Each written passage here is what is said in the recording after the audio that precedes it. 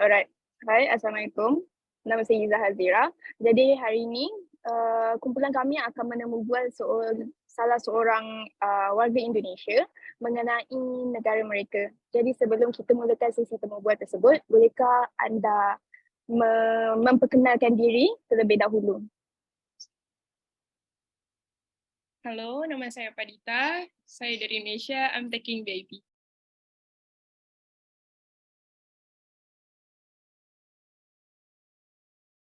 Alright. Jadi saya akan mulakan dengan soalan yang pertama. Berapakah demografi penduduk di negara Indonesia serta nyatakan agama, kaum dan bahasa yang terdapat di sana?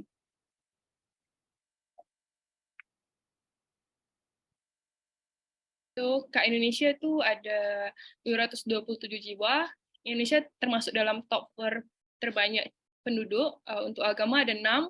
Pertama Islam, Kristen, Katolik, Buddha, Hindu, dan Konghucu. Sedangkan suku bangsa ada 1340, bahasa daerah ada 733 bahasa daerah.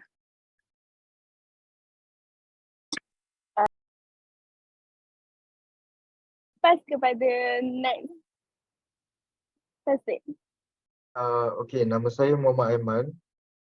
Boleh saya tahu tamadun apakah yang banyak menyumbang kepada pembentukan di negara Indonesia? Okey. Tamadun yang menyumbang dalam pembentukan negara Indonesia tu dalam 5 tahun ini banyak menyumbang dalam pembentukan di era Presiden Jokowi sebab ada banyak public transportation baru lebih oke seperti MRT, LRT, dia buat seperti kereta cepat atau faster train yang bisa menempuh Jakarta Bandung dalam kurun waktu 1 jam, menghemat waktu sebab kalau dia guna kereta atau mobil tuh dia dalam kurun waktu 3 jam baru sampai dalam Kota Bandung. Lepas itu adanya kemudahan dan keamanan bila guna public transportation. Oh, okey, terima kasih.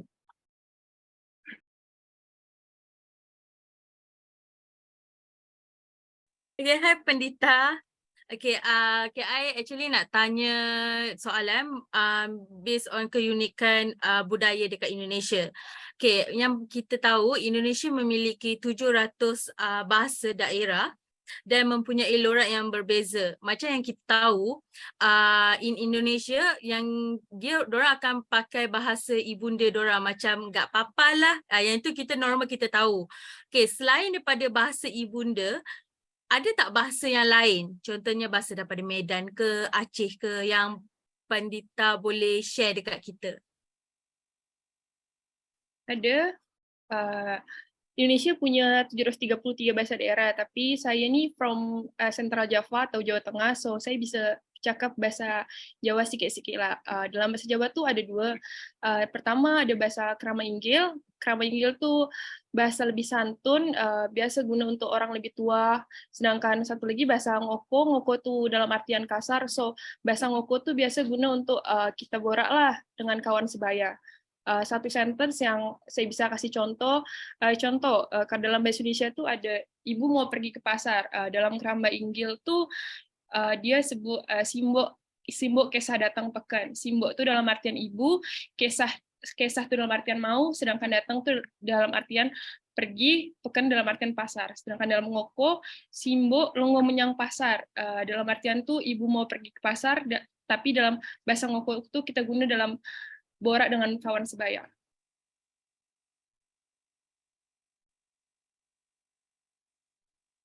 Okay, thank you.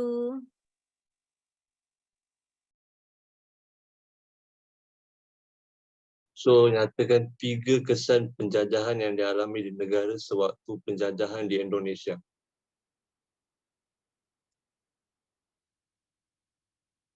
Okay. Actually Indonesia itu dijajah oleh Belanda selama 3,5 abad, so Belanda tuh paling berkesan dalam Indonesia sebab kalau tak ada Belanda, tak ada jalan raya atau jalan darat yang bisa menempuh antara Jawa, kita orang sebut Indonesia itu sebut Pantura, jalur pantai utara. Lepas itu adanya pelayaran perdagangan antar negara. Indonesia tuh lagi famous dengan rempah-rempahnya. Jadi sebab Belanda jajah Indonesia lagi famous terkenal dengan rempah-rempahnya. Selanjutnya, masyarakat Indonesia banyak berkorban, akan tetapi dia punya feedback lah dari Belanda jajah tuh, sebab banyak transportasi, jalur kereta api, jaringan telepon tuh terbangun semua.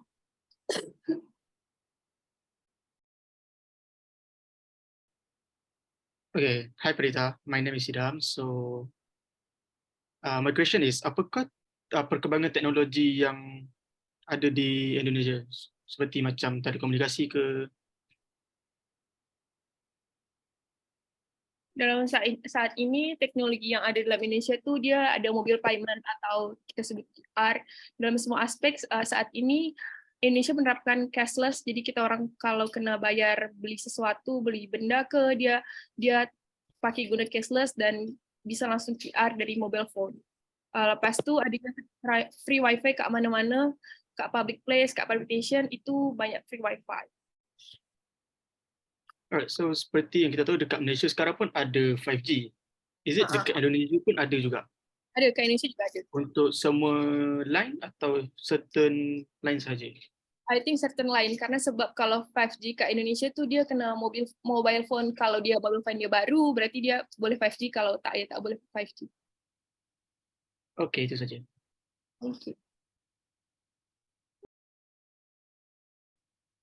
Alright, hi Prita. My name is Inta Syafiqah. So for the next questions, apakah isu dan cabaran yang terbesar masyarakat Indonesia hadapi yang Prita boleh kongsikan apa yang berlaku dekat Indonesia? Okay. I think saat ini isu cabaran terbesar dalam Indonesia tu padatnya penduduk di Indonesia. Lepas tu sebab kepadatan penduduk banyak terjadi kemacetan di mana-mana. Lepas tu sedikitnya lapangan kerja, so peningkatan kemiskinan Indonesia sangatlah banyak. So pemerintah tuh sekarang kalau untuk kepadatan penduduk atau kemacetan dia guna buat rules macam ganjil genap. Kak mobil belakang tuh kak kereta ada number polis, so dia kena mana dia ganjil dia guna tanggal ganjil, mana dia genap dia guna tanggal genap. Lepas itu lapangan pekerjaan yang masih sulit dalam Indonesia, so pemerintah menerapkan UMR. Kalau ke Indonesia tuh macam upah minimum setiap daerah tuh berbeza. Nah, lepas itu kalau daerah tuh ibu kota berarti gaji dia lebih naik sedikit. Kalau daerah itu bukan ibu kota, so gaji dia lebih sedikit daripada ibu kota tuh. Alright, thank you Prita.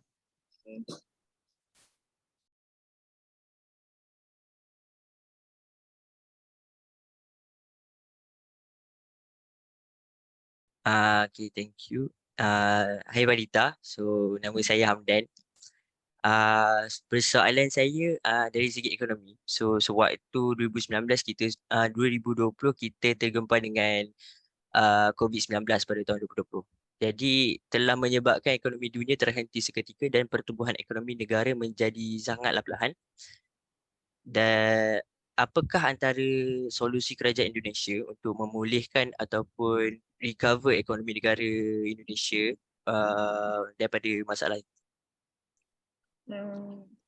Saya rasa pada COVID-19 tu Indonesia tak jauh mengalami penurunan sebab adanya pembelajaran online yang sudah diterapkan di Indonesia. So pemerintah Indonesia tu buat macam mana dia orang bisa beralih ke online store. So lepas tu mikro dan small enterprise ke Indonesia tu banyak inovasi dan kreativiti. So dia orang beralih banyak penjualan ke online. So masyarakat Indonesia pun sudah terbiasa dengan pembelajaran online. So jadinya kiranya pembelajaran seharian pada ketika lockdown tersebut semua menjadi online lah kan? Online, sebab macam dia nak belanja sayur tu dia pergi pasar, tapi sekarang tu ada pembelajaran online macam kalau ada kat Indonesia dia sebut nama GoBox ke GoMart ke, dia macam tu. Faham. Alright, itu saja daripada saya. Terima kasih. Kita teruskan dengan soalan seterusnya. Okay, hi Padita, I'm Mimi. So, keadaan terkini di Indonesia, apakah keadaan terkini di Indonesia dan apakah isu berkenaan politik yang berada di Indonesia? I think keadaan terkini saat ini sangat Indonesia tuh adanya pemilu tuh pemilihan umum calon presiden tahun 2024 sebab Indonesia tuh menganut sistem republik, republik dan demokrasi, masyarakat Indonesia tuh boleh memilih siapa pemimpinnya kelak. Nah, pada saat ini semua partai politik tuh lagi macam saling menjatuhkan lah, cari kekurangan dan kelebihan untuk mendapatkan suara lebih banyak dan jadi presiden di tahun 2024. Okay, thank you.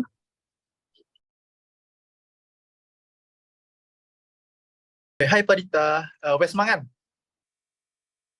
Halo. So tadi apa orang Wong Chowo ya? Ya. Atau saya pun Wong Chowo Ponorogo gitu. Okay, nama saya Daniel.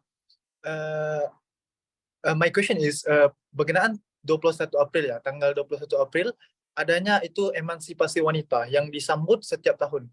Boleh diterangkan lagi detail enggak? Boleh.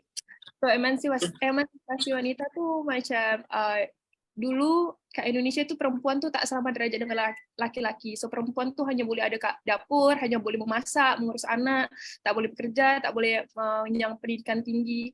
So Raden Ayu Kartini dia berusaha sekeras mungkin untuk bisa menyamakan derajat antara lelaki dan wanita. So sekarang wanita ke Indonesia tuh dia boleh bekerja, boleh mengenyam pendidikan, boleh melakukan hal yang sama seperti laki-laki macam.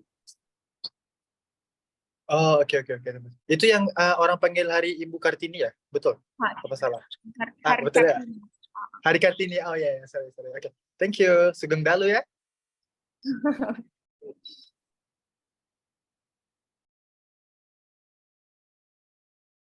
Daus, so soalan terakhir, Daus boleh teruskan. Hello, selamat petang semuanya. Hello Padita, nama saya Firdaus. Okey, untuk soalan saya tertanya-tanya. Seperti semua orang tahu yang ibu kota Indonesia adalah Jakarta, bukan? Betul. Terus saya ada dengan kebanggaan bahawa Indonesian tengah membangunkan sebuah ibu kota baru ya. Saya kalau tak silap saya namanya akan dipanggil apa? Nusantara. Okey, betul. Kalimantan. Sebetulnya Okey, Jakarta kan sudah besar kan. Dengan apa pembangunan ibu kota baru di masa depan nanti, adakah ini akan memberi kesan kepada ekonomi Indonesia dan rakyatnya? Adakah macam ekonominya akan jauh lebih bagus ke apa ke? Itu saya tertanya-tanya. Macam lebih peluang pekerjaan ke, more like earth materials ke? Okey. Sebab Jakarta itu ibu kota sekarang, tapi yang awak dengar tuh bukan kabar angin, tapi memang sure Indonesia akan pindah ke ibu kota Kalimantan. So nanti Kalimantan tuh akan seperti Putrajaya, sedangkan Jakarta akan seperti Kuala Lumpur. So kota metropolitan dan kota pemerintahan itu akan berbeza. Nah, untuk peluang selanjutnya, I think banyak peluang karena nanti Kalimantan tuh samanya dengan Jakarta.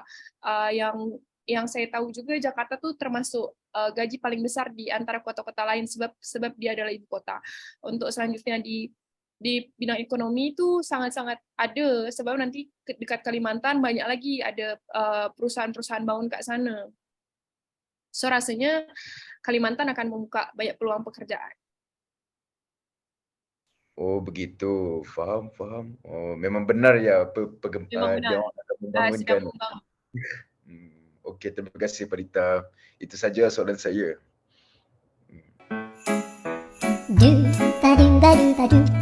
Padita, boleh nyatakan apa keistimewaan Indonesia yang kita orang rakyat Malaysia tak tahu? Apa keistimewaan Indonesia? Saya rasa banyak suku bangsa berbeza. Kalau kat Malaysia kan dia cuma punya satu bahasa macam bahasa Melayu satu je dengan bahasa Inggeris. Tapi kalau kat Indonesia kita semua daerah punya bahasa beza-beza. Jadi kita bisa belajar, kita tahu budaya Indonesia macam mana sebab budaya Indonesia tu banyak sekali. So rasa kenapa harus datang Indonesia karena setiap daerah punya budaya masing-masing, punya sifat masing-masing berbeza, punya keunikan berbeza-beza.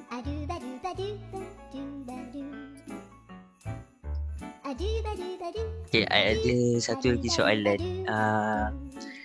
Sejak duduk dekat Malaysia ni, apa jenis makanan yang you sendiri dah cuba?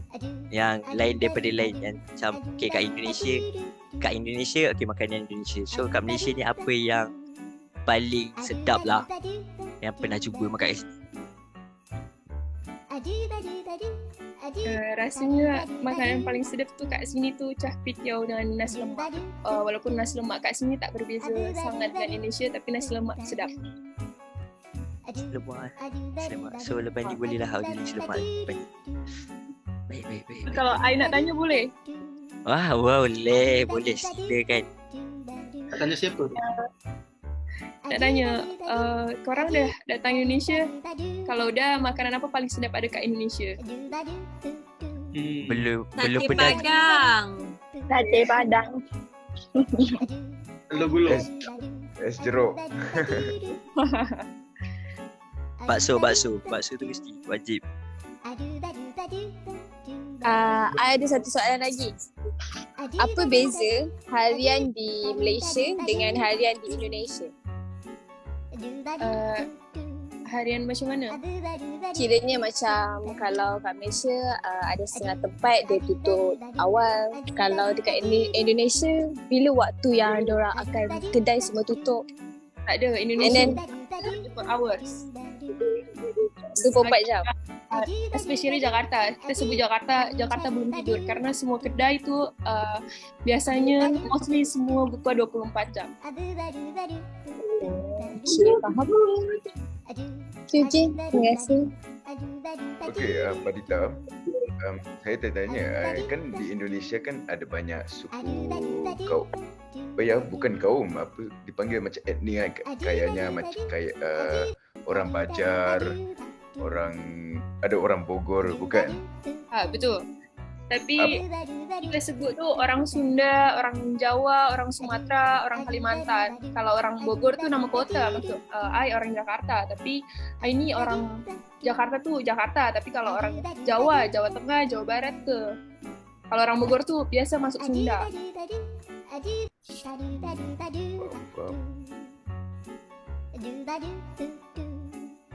Ada lagi ke soalan?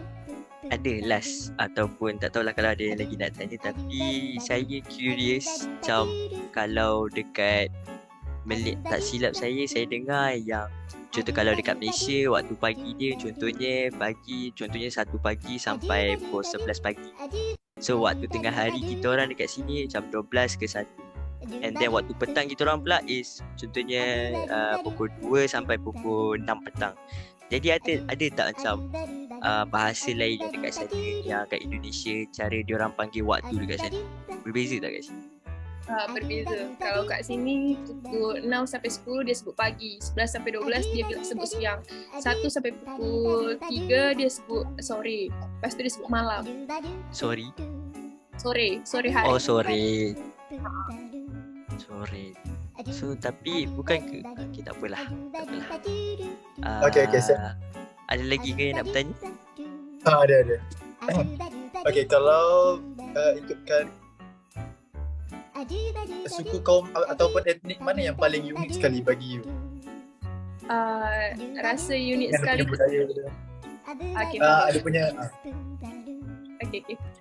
Rasa suku paling unik bagi saya orang Jawa, saya pernah tinggal di Jawa, saya juga pernah tinggal di Sumatera. So suku paling unik bagi saya itu Jawa, sebab Jawa tu Jawa Timur, Jawa Tengah, Jawa Barat tu punya banyak bahasa daerah berbeza.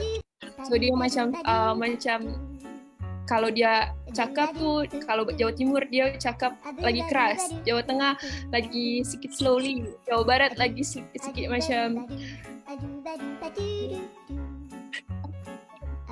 lagi intonasi ya? Bagi intonasi tu dia berbeza-beza sebab kalau nampak orang Sunda tu dia cakap okay, I cakap bahasa Indonesia. Sunda tu Mani mau pergi ke mana? Mani pergi, dia macam bawah sikit. Kalau bawah tu dia beza-beza lah. Okay, faham. Thank you. Thank you. Okay, I nak tanya, maybe you boleh share about adat dekat Indonesia yang diorang amalkan sampai sekarang. Yang you tahu. Tengah fikir.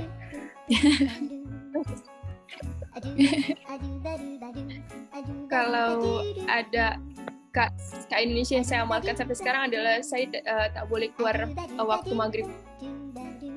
Tak boleh keluar waktu maghrib, saya tak boleh duduk ke atas meja makan sambil memegang phone, sebab kalau keluarga saya ajarkan kalau ada kat meja makan tu kita semua borak, kita semua makan, tak pegang phone. I see. Alright, thank you Parita. Thank you for your sharing. Ada lagi satu, lepas tu kalau ada kat kuburan tu, I tak boleh macam tunjuk macam ni. Betul tak sopan, walaupun dia dah meninggal tapi I tak boleh tunjuk macam tu. Kenapa? Rasa kalau I tunjuk ni macam tak sopan. Dia dah meninggal pun tak hargai orang. Faham? Thank you. So, Parita, asyik kita jangan bertanya tentang Parita. So, Parita tak soalan tentang Malaysia, apa-apa je. Mungkin one of us boleh jawab.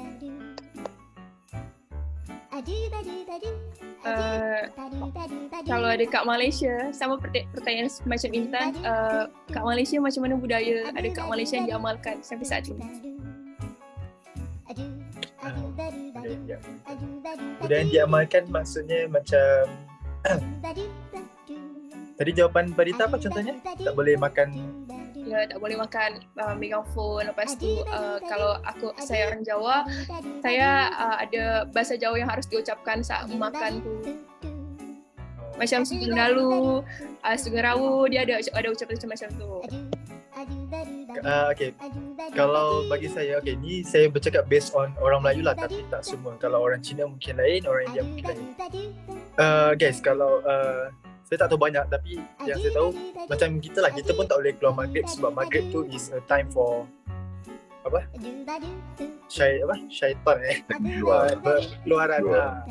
So kau ada apa-apa lagi Dos tentang budaya kita yang kita amalkan sampai hari ni?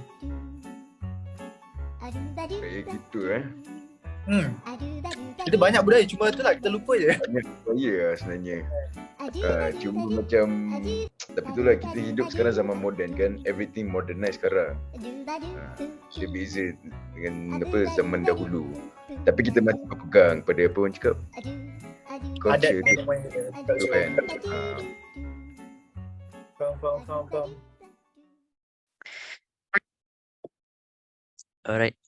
Jadi sekian sahaja soalan-soalan daripada kumpulan saya dan ahli kumpulan saya. Jadi ribuan terima kasih kepada Cik Parita kerana sudi meluangkan masa anda untuk melayan kita orang punya soalan-soalan kita orang ini. Okay. Terima kasih. Jadi semoga kita dapat bertemu lagi pada masa yang akan datang. Selamat malam kepada semua. Okay guys. Habis. Thank you. Terima kasih Parita. Thank you Parita for your time.